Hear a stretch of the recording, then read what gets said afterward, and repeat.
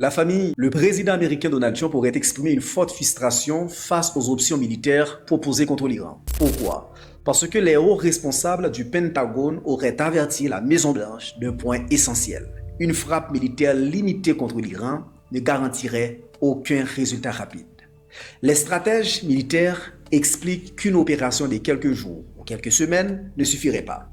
Le conflit pourrait durer plusieurs années. Les coûts humains et financiers seraient extrêmement élevés. Ce ne sont pas des analyses extérieures qui le disent. Ce sont les propres conseillers militaires américains. Pourquoi cette prudence du Pentagone? L'Iran n'est pas un adversaire isolé, chers amis. C'est une puissance régionale structurée, un acteur militaire doté de missiles balistiques avancés, un pays avec une profondeur stratégique importante, un réseau d'alliances régionales. Une frappe limitée pourrait déclencher des représailles contre les bases américaines dans la région, une perturbation du trafic maritime dans le Golfe, une flambée des prix du pétrole, une escalade difficile à contrôler et surtout une guerre longue. Donald Trump se retrouve dans une situation délicate. D'un côté, il a adopté un ton ferme contre Téhéran. De l'autre côté, ses propres stratèges disent que le risque est majeur. S'il frappe, il entre rapidement dans l'inconnu. S'il ne frappe pas, il peut être accusé de recul stratégique. Et il y a un autre élément important. Le déploiement massif de porte-avions et de navires de guerre coûte des milliards de dollars.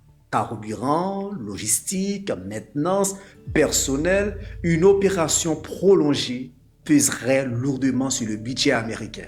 Face à cette impasse, une autre option apparaît, le dialogue. Selon plusieurs sources, Washington envisagerait un retour à la négociation.